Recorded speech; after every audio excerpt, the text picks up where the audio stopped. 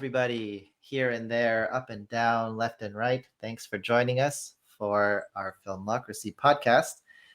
Today, we have a lot to cover and not so much time, so let's just jump straight into it. We've got John, again, CEO of iGEMS, and Justin Giddings, Film Festival Mastery, this and that, Film Mixer, all these other things, All the filmmaker, things. all things. So I know this is Women's History Month, and we wanted to touch on that. We've got a lot of things we want to say, but John, I'll let you start since you had a few topics you wanted to kick it off with. Cool. Thanks, Paul. Howdy, Justin. Hey, I'm so glad I'm here. We just had a great seminar masterclass, man. The feedback has been great about our Film Festival Mastery masterclass. So helping filmmakers, that's the mood I'm in. Yeah, it's been a fun day. It's been a fun day for sure, and happy to be here with you, Paul, and talk a little bit about it's Women's History Month, right? So Woo. Why not talk about that a bit? I'm so happy you brought the soundboard back. I was missing that. Yeah, I love it too. I'm glad it's back. Oh, Justin. It's a great time to celebrate women and their impact on film and film festivals and all things movie and TV. But and Paul's going to talk in a bit about the amazing fellowship that he created at Filmocracy, because it just happens to be a number of cohorts in that category. But we're also talking about Oscars this month, right? The 27th, March 27th, and Jane Campion could find herself in the winner's circle with Power of the Dog. To be kind of cool, right? That'd be pretty amazing. Yep. And I guess I should have done more research on this. I'm just going to go out on a limb and say it, because I think it's only happened a few times that females have even been nominated for Best Director. But last year, Chloe Zhao for Nomadland won. So wouldn't that be cool? 2 years in a row. Yeah, that's what I want to see happening. Could happen. My mom is my hero, and I grew up in a household. I told you before we were getting on, I was like, I'll just talk about my childhood, and I didn't mean to, and then I realized it's exactly what I'm doing right now. But like when I got into the arts, I was so surprised at this discrepancy. I mean, my privilege is that I didn't have to ever think about it. And then when it was in front of my face, and I was sort of confronted with the disparity. I mean, I went into conservatory for acting in 2002. So, 20 years ago, like, it was still a situation that just felt so exclusive to anybody non-white male, right?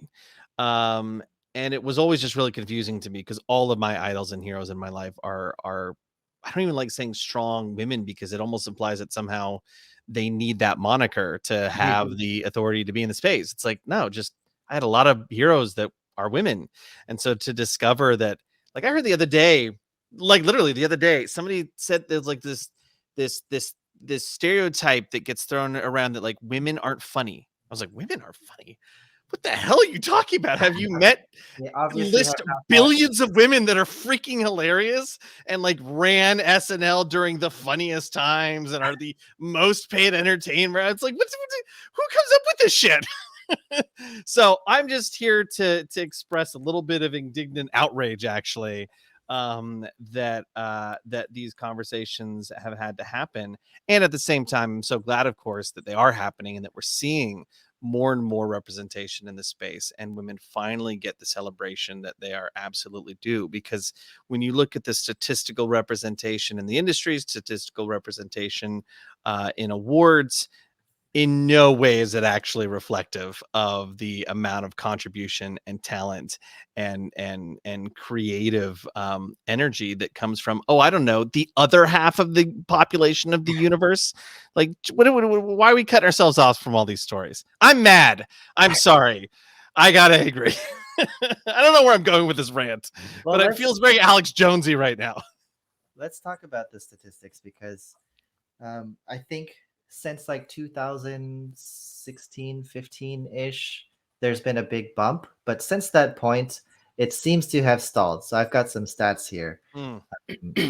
So women comprise 17% of directors working on the 250 top grossing films in 2021. That is down from 18% in 2020.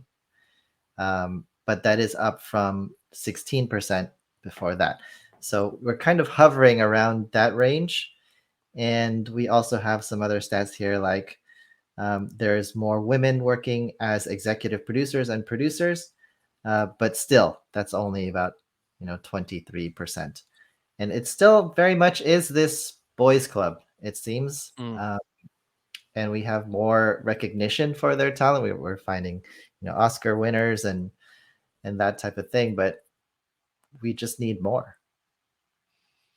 Yeah, I think the more we celebrate, the more models that happen, right? Like last year's winner, and like the more that happens, the more we're going to see people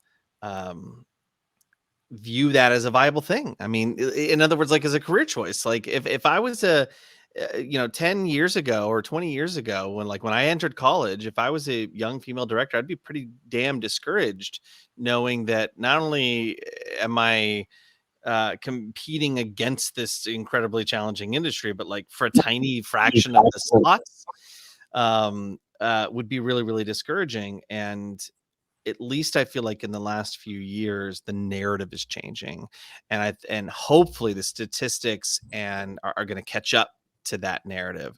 But I've got a daughter who's incredibly freaking brilliant and smart and a performer and artistic and talented.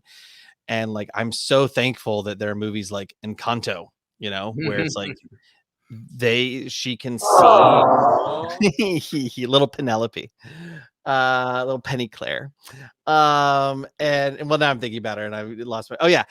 So, growing up, like, I don't really let them watch like the Disney princess films, because it's like, yo, Jasmine was 15 years old getting traded around by three dudes, her dad, Jafar, and Aladdin, with zero agency. And like, the big final moment is like, I guess I am the Sultan. You know what? You can marry whom you please. Like, so, even just in the media, let's talk about that, right? Even just in the media representation, we're seeing better and broader inclusion.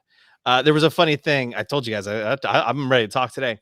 I guess Encanto's merchandising kind of messed up because they made a bunch of like the pretty flower girl models, thinking everybody would want to play with the pretty flower girl models. But like the baller, thick with two C's sister, Luisa, who's the strong one, that's the only thing that's selling. That's the only thing that these girls want to play with, is like, I love that. I love it. So Women's History Month, we're seeing the inclusion and stuff increase. And my hope is that as the narrative grows, the statistics and representation follows suit. Well, I'm gonna go ahead, Paul. Then I'm gonna share some movies with some female heroes that I think are worth knowing about. Well, I just wanted to say that the Luisa character almost got turned into not this big, bulky I character heard that. because pushback in 2021, 2022. Like, we're still having these conversations of like people making decisions that they don't really have anything other than their own personal opinion on, that people want. Yep. So Yep. Yeah, but I think that we have seen, even though it's not even, we have seen growth in our space in the industry. And I know Don Hudson ran the Academy for what, 10 plus years, and Tabitha's now running Sundance, and we've had ladies running studios. And I think we've seen a shift. It's just we got to keep going. And there's interesting stats published in the Wrap. They were talking about, after 2 years of growth, by women in the Academy, that they only represented 28% of this year's nominations. I think it was 65 out of 229 individual nominees from the crop was, just over 28%. So it's even a little less than last year, but it's still interesting. And we talk about, what we do, what Justin and I do a lot of is kind of advising filmmakers on their festival strategies. And there are a lot of really strong women themed film festivals out there.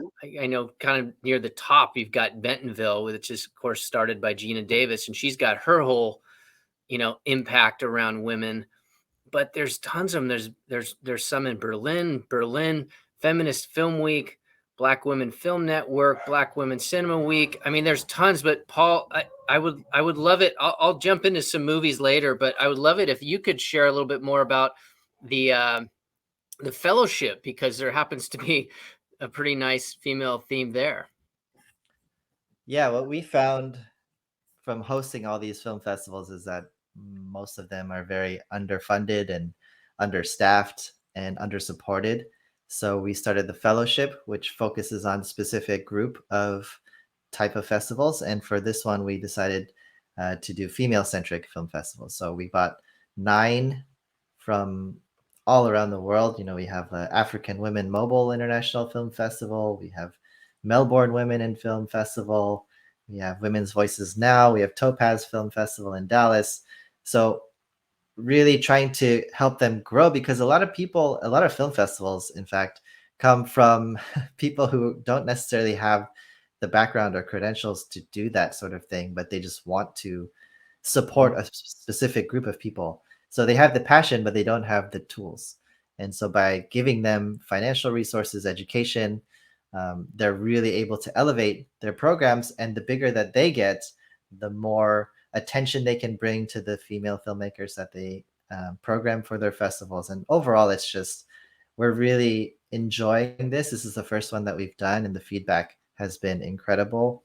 And so I hope that that trickles down from improving their events to helping the female filmmakers themselves, and I'm sure it will.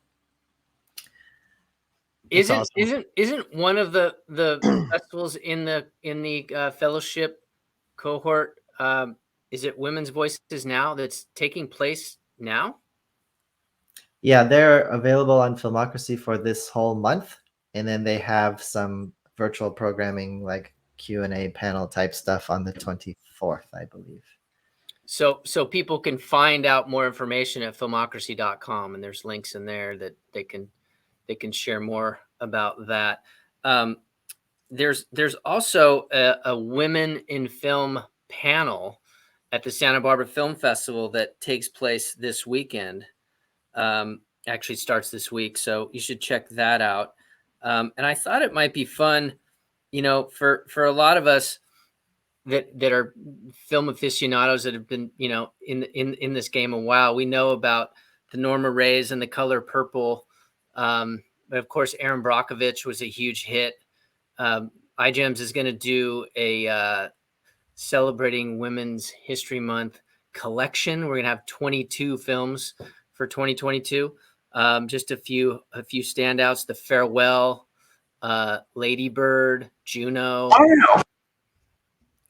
And then for a real blast of past, you can see All About Eve. Ooh. I know you've seen that one, Justin. Well, I mean, I know all about it. Hey-o! Couldn't help it, could you? No. Thank you. That one really hit with the audience. Yeah, no, I really that really landed. Really, everybody loved that one. There's a couple movies too that I just heard about. One's launching tomorrow called Fresh, and female lead. Bad Dating Experience. I'm going to leave it there. And then not really a film, but I just so love this show. Better Things is back this week. Have you guys seen that? No, I haven't seen it. Oh my god! What's it on? It's not even on my radar. It's on Hulu. It's Pamela Alden. I can't remember if it's a 3rd season or 4th season, maybe even be the 5th season. But so funny, this single mom who, was an actor trying to raise 3 kids, and it's just very real. It's just very raw. 98% on Rotten Tomatoes. There you go. Oh, she's not so doing good. bad. She's so good. Oh, cool. Yeah, I'll put this on my I would say watch Pen my little 15. list. Pen 15. That's good too. That's good too. Have you seen Pen 15? Absolutely. I picked it. No. You will love it. You definitely need to watch it. It's like I've been 30-year-old women playing eighth graders. Yeah, And it's funny. Oh, yes, please. so spot on. Like, Wait, what is this called? Pen 15. PEN. Oh, that's the one that looks 15. like penis written out, but it's not. That's what I completely thought that was PEN and then the 1 and the 5. Yeah, because that's what we used to write in like middle school. Right. Like Exactly. there's some inside 90s kid jokes in there. It's hilarious. Okay, I'm sold. So And you could see it on Hulu, Justin, or Well, iTunes. I've got a Hulu subscription. I even pay for the no ads one. I like never watch anything on there. I don't really know what I'm doing. So You gotta start setting the recordings is the trick. And you can, if you have the right account, you can watch it later. oh That's my. the trick. Yeah, because we don't have time to watch things when they air, but yeah, you can stream it whenever you want. Okay. Well, they're on my little list now. There you Things go. to watch. Excited. Well, this has been very educational for me as a podcast. We're here for you, Justin. We're here for you. The entire episode is really just like, Justin, here's some great recommendations of some stuff you should watch. And I'm just like, ooh, okay. Just take notes for the next 10 minutes. So here's another shameless plug for Filmocracy and a movie that we're supporting. So Breaking Bread was a movie that Justin and I have talked a lot about in Film Festival Mastery, because this is a movie that played the festival circuit and did really, really well. Played over 75 festivals, won a bunch of awards, earned screening fees, got a distribution deal. It's in theaters now. But Paul was kind enough to let us do we're calling it sneak preview tomorrow, March 4th at 7 p.m. And then we're going to do a Q&A afterwards with the filmmaker. And it's going to be really fun. And it's kind of an exclusive thing, but we're kind of testing the waters, because we think that it's an opportunity to show some of these terrific films before they go wide. And if you just go and watch most of these movies on, Hulu or iTunes or wherever they land, you don't get to see a Q&A or hear a Q&A. So that's going to be fun. Right, Paul? Yeah, I think giving it its own attention is important. Like once something goes onto a platform and then it's just like in the mass, it doesn't get the proper attention it needs sometimes. And a film like this, especially with everything that's going on geopolitically, this is just like really on point with how we should be treating each other a bit better. Yeah. It's a social impact movie for sure, but it's also a feel good movie, and made by a female filmmaker. Bringing it all back around. I'm detecting a theme here. Should this be what the podcast is about? When are we recording? Have we start now? How about if Justin tells us, since this is all about Justin, tell us 3 movies with female heroes. And if you can't think of 3, just give us 1. Well, I don't think it's fair for you to do this to me. No, I'm kidding. No, lately I've been watching a lot of docs, so I'm trying to think if there are any docs recently that have popped up that have been particularly female centric. But no, the one that I keep returning to because my daughter loves it so much is Encanto. Everything about that film, and not just the strong female representation. Because if you watch that, like, except for Bruno, the like black sheep of the family uncle, there's very few even just scenes with men. Huh? Oh yeah, we don't talk about Bruno. I wonder if it passes the Bechdel test. I feel like it has to. Ooh. Yeah, it has to. Yeah, I'm sure. She's talking to her mom about things. Yeah. I bet all over the place. So, for those of you who may not know, Bechdel test references like a web cartoon where, and I think the author's last name is something Bechdel, where two women speaking together, not about a man, right? I believe it's as simple as that. And of course the disparaging statistics of it being like, there's like one film out of the last 8 million or something, just really small statistic. But it became a, generally, broadly applied tool to just kind of be like, are women talking about things other than men without men around, kind of thing.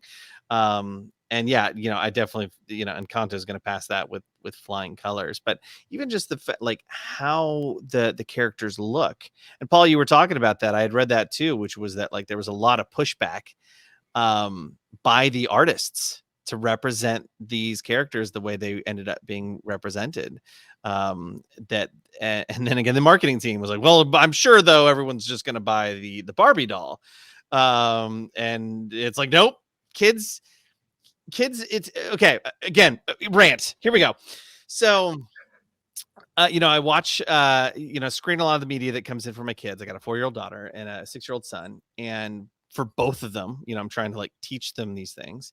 And I was watching YouTube the other day and I had YouTube Premium. It had lapsed. And so there was a commercial came on and it was like, hey, are you a 50-year-old woman who used to be beautiful and probably you're not so much anymore? So here's some skin cream to make yourself like, whatever. Right.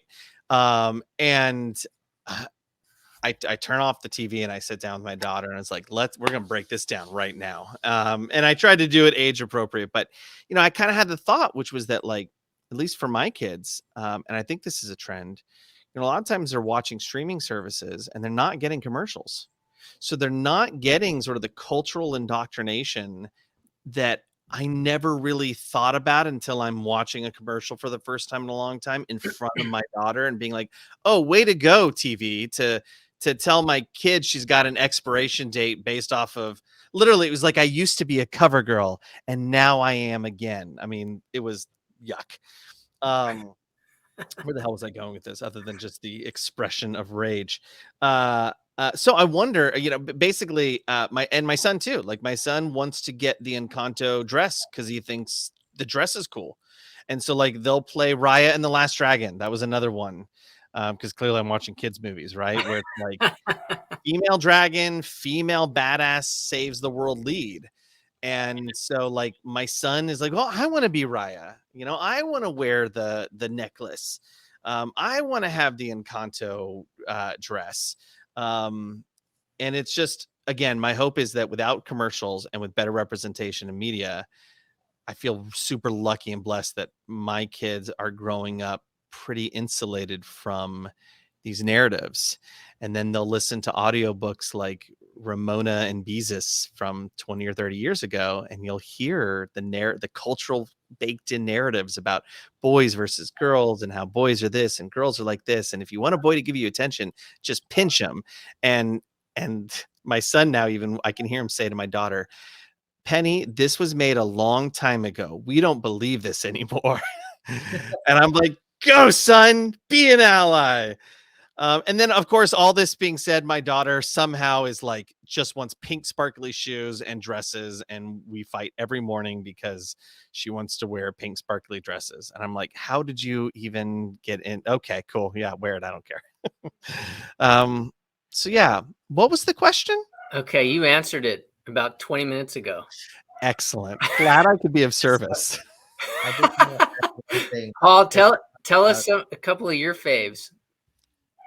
Before I say my faves, I just want to say regarding the Bechdel test, if there's no females having conversations about non-males, it's because it was written that way in all likelihood. And so this is the part, the writer's room, that also needs more representation. Yeah. And there's not enough of it. When you get females in the writer's room, you get really amazing, real types of shows like John referenced or like Pen 15 that I referenced, because they are speaking like from their truth. But there's only 17% of writers are women right now. So then that means you have 50% of main characters, 52% of main characters are women. So that means 83% of writers are writing all these roles for women.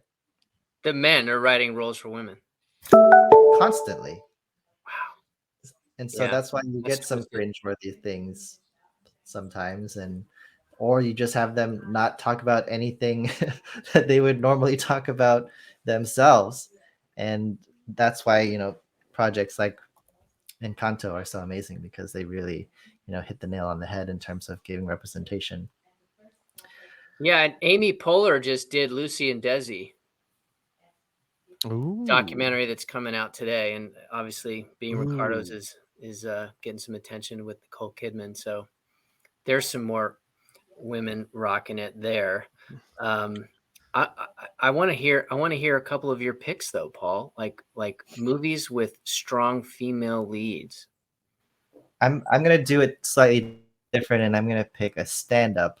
Okay. With a strong female comedian, and I will say Ali Wong has really hit it out of the park. I don't know if you've seen her earlier ones where she was pregnant. I've seen earlier, yeah. Her most recent one, a lot of comedians are like a flash in the pan. Like they'll have their thing, and then their next thing is not as good, and then they kind of disappear. But Ali Wong really is just like killing it, and she's interesting because she's like reversing roles a bit, and positioning herself in a comedic way as gross as a man, in a sense. Like she talks about how male comedians get to sleep around with all their fans, and it's so easy for them, and female comedians can't sleep with their fans because they're probably murderers, and just the pickings are different, but she wants to. And so it's like a nice reversal to kind of like give a little critical thought on actually the differences, even though they're very similar. So yeah, I would say Ali Wong, especially. Also, she talks a lot about being Asian, and that matters to me. Yeah, well, it does. The diversity thing. Oh, right. You're Asian. I just yeah.